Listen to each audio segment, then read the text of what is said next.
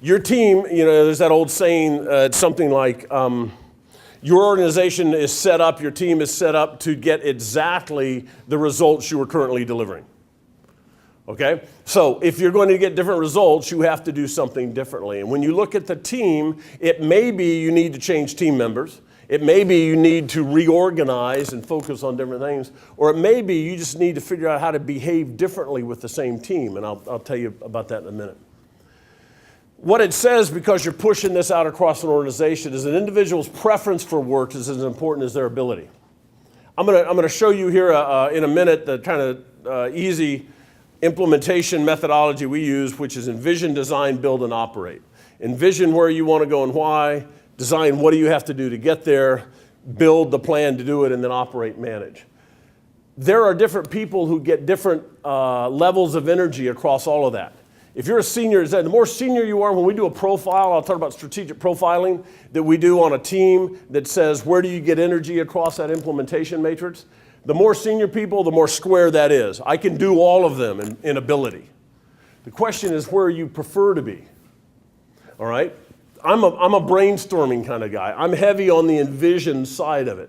If you have me reviewing detailed implementation plans, and that's something I'm doing in addition to my day job, you're not going to get 100% out of me. I mean, you're probably going to get whatever my analyst tells me was in the plan so I can tell it to you, because I didn't have time to look at it and I didn't want to look at it. I had no energy for doing that. Now, if you tell me, can you come up with some ideas on how we might do something differently and what we might do, I'll stay up all night thinking about that stuff. So you have to begin to think about your team a little differently than head of sales, head of operations, head of HR, how we perform on a day-to-day basis. I've had a mantra for years, and my background, like I said, coming out of Ernst & Young is doing these facilitated sessions where we get a large group in the room. Sometimes 10 people. The smallest I've done is probably 8 or 9 people. The largest I've done is 750. So I did one with Koch Communication last year with 350 people, leaders from all over the country, because they're launching a whole new initiative. That would be an event. We're launching a whole new initiative. We've been through all this restructuring with Accenture. We've changed all the stuff. Now that the bad stuff is over, the new horizon is in front of us. Let's all kind of figure out how we want to go work together. All right? Everybody left just conquering the world, and probably they're right back where they were. But that's an event that starts to get things going. People support what they help create. This means then at every level, how can you tell somebody what you want done rather than how to do it? You measure them on how they do it. It's probably what you've always done. Back when I was in the Marines, any other military guys here? Ground guys? Air Force doesn't count. That's a different, just a whole different landscape. You had an objective here.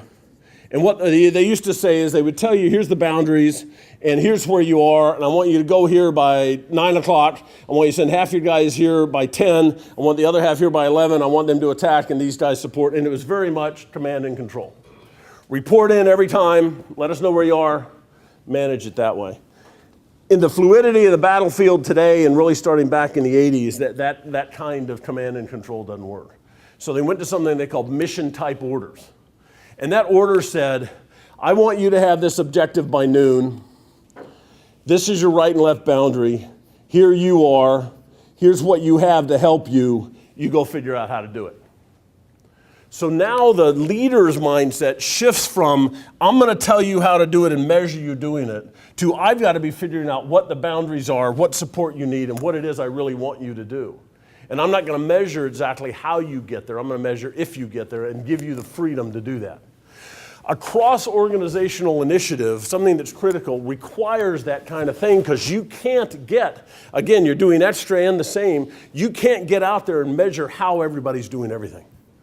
You've got to lead more by an intention that says, this is what we want done. And in fact, when you do that, if you can tell somebody, this is the new way we're operating, and you can say, you figure out how to do that best, most of the times I've seen organizations figure out how to do it better than you thought they could. I mean, most people show up for work because they want to do a good job. They really, I mean, you can beat them down enough that they just, that they're ducking for cover and nobody wants to, do anything. And I mean, it's all that. But most people, if you allow them an opportunity to do more, my disbelief in human nature is most people are going to step up and try to do that. The question is, again, you've got this risky, expensive initiative. Do I trust my people are going to do that? And I fall back into my management ways of saying, no, I got to measure every step. And my investors are looking at me, or my whatever's looking at me, the quarter's coming up for quarterly reports, and they're going to want to know where I am all along this thing. And it's like, I don't know, but I've got, so again, you start to think about, how do I measure this? What do I do with it? But the more you can allow them in it, the more people will support what they help create. So for example, if you say we're going to spin off part of this division and we're going to focus on this market, the people don't get to then decide, well, I don't know if I want to spin that off or not. Or I'm not sure that's the right market. No, you set the boundaries. This is the market. This is what we're doing. Here's what you have. You go figure out how. And within that how, that allows people to do more and own it more. 3 sort of things for leadership that I think are important. Transparency, intentionality, and consistency. Transparency, because in any big initiative, there are going to be mess-ups. And you can't hide in today's, I'm not sure you ever could, but especially today, you can't hide. People are going to know, hey, they shut down this, or they were supposed to go live with the system and it didn't go live on time. Or so-and-so, they lost these records, or whatever it is, it's going to happen. You need to let people know, don't try to hide it. Say, yep. Just like you need to be transparent about, I think this was a really good success. I think more of you should be doing things like this and take people that way. You have to be intentional. Every time, if you start a big initiative that says, I'm going to reinvent something in my organization, we're going to do things differently, then as an executive, every operational decision you make either moves you toward that objective or away from it. So you can intentionally decide, we're going to focus on this on this new market, or behaving this way. And somebody comes to you with an offer for a whole, says, hey, we got an opportunity to go way over here. You got to decide, if I'm intentionally have told everybody this is the direction we're moving, am I going to do that or not? Because what is the signal that's going to send that, this is just, this will go away in a while.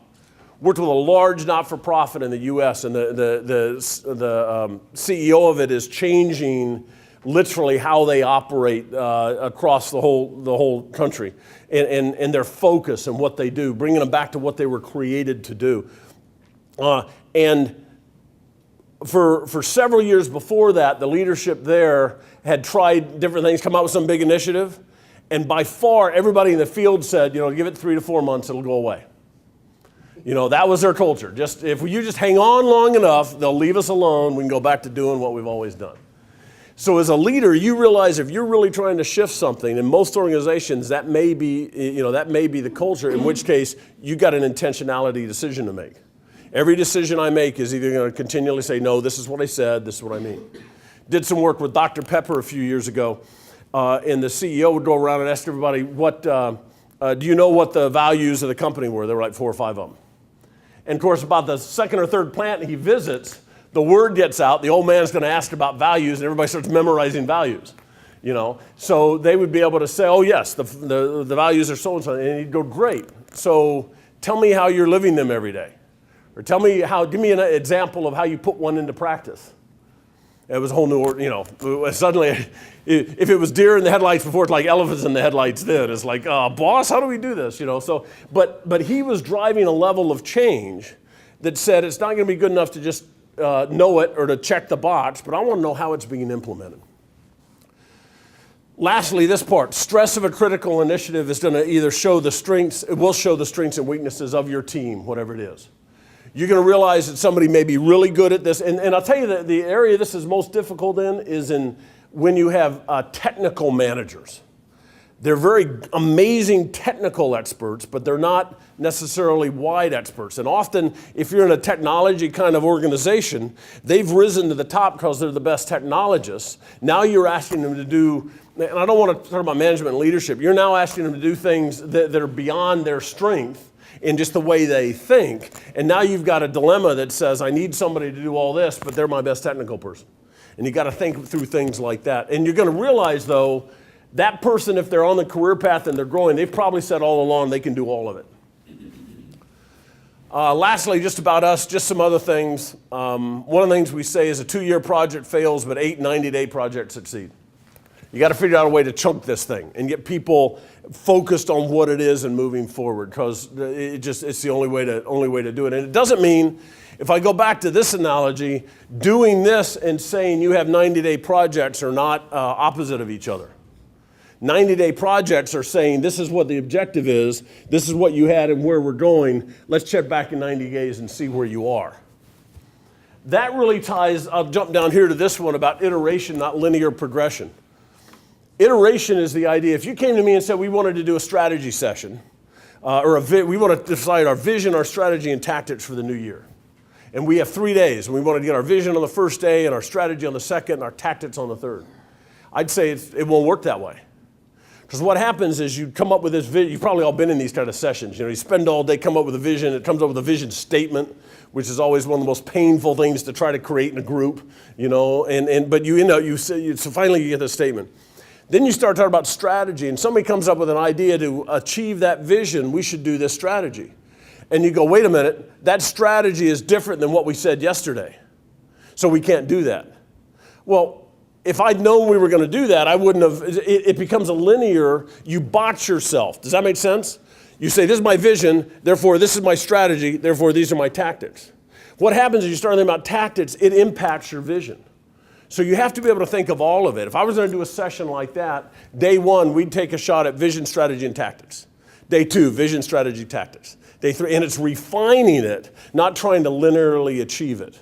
All right, so in a big complex things, as soon as you start moving, it was like when I started my own company, I had my business plan, I had stuff, I had all that thing. When I took my first step and said I'm now on my own, everything changed, right? Half the business plan went out the window because I'm now in the real world trying to do things.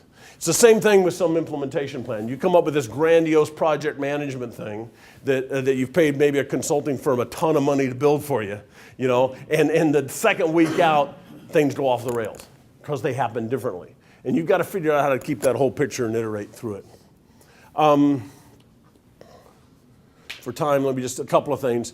This is in brand velocity, this is our framework for implementation. And the reason I put it up is to give you an idea that it is a pretty simple framework, and thus it can be grasped at every level of the organization. The other thing by the way, then when you look at a team, if this is your process for implementation, one of the things it can allow you to see is, do you have blind spots? So the typical leader has a profile, I'll show you in a minute, but has a profile of envision and operate. Has an idea of what to do, thinks of a person that would be good to go do it. They haven't thought through, if this is what we're going to do, what are the priorities to get that done? What are the best ways? And then made a plan. Often, now the person who's responsible for the job is the person that knows least about it than the guy who thought it up. So you have a blind spot, you're not thinking through the process. This is actually a church I worked with. Number 1 is the senior pastor, all right? He almost doesn't want to preach anymore. He wants to set big vision and coach people and do that. Fortunately, by the way, the red is the red is preference and the blue is ability. Okay, so you can see fairly senior guys, they knew a lot of it. The preference for the senior pastor is he wants to set vision, working with others, doing things like that. Fortunately for him, number 2 is his executive pastor. All he wants to do is tell me what to do, boss, I'll keep things running. They're trying to start a new area though, a new ministry, and they have this person, and this person all trying to start that new ministry. So what do you think? They have a whole lot of great ideas. They're around a lot of good people. They're not getting anything done, right? They don't have anybody thinking about what are the priorities, how do we actually go do stuff. So the ability to align a team, this is another company I was working with, align a team to this kind of matrix helps you think, if I'm going to ask you to do something additionally, where am I going to get the most energy from you as an executive? And then again, the idea of an action planning map, what comes out of that is a pretty simple plan that says, we know where we're going, we know what the key priorities are, not the top 10 priorities, top 3, and where to go to get that. I think that's it. Questions? I mean, I know that was a fire hose. I have a tendency to talk way too fast, but yes, sir. I would think, back to that life cycle curve you talked about, I would think it would be kind of important for a firm to have a kind of a grasp of where they are on that life cycle curve because of the urgency of different positions on that. What do you do to help them understand that? So that's a great question. So where you are on that curve, how do you know where you really are? All right, and because you're touching on something that's both quantifiable, there's specific metrics, but then it's both sort of more ideological. Where do I think I am? This is my company. I'm sure I'm doing great, kind of a thing. You can either come in and work with the team to do that or do some kind of assessment. I mean, often what happens is first start by the facts. And an objective way to present the facts that say as much as you think you're doing what you've always done, you're not doing as much as you have, or whatever it is, and start to play that out. Secondly is try to create an environment, and this is what I do in a session with a leadership team that allows you to discuss where do you think you are. Often, or not often, but sometimes where you are really, it's just important to where you think you are. And once you get a team aligned on wherever that is, now you can begin to move forward from that. You can begin to think, okay, so if we were going to try to do something, would we have any money to do it? No. Well, then you're probably further down the curve than you think you are because you don't have any excess cash. So you just kind of talk through some things like that. To me, it's more about getting people in the room and working it out than it is doing some sort of large analytics of your organization. A lot of times when I come in, those kind of facts have been gathered, and my job is to help people kind of align around it for what they want to go do.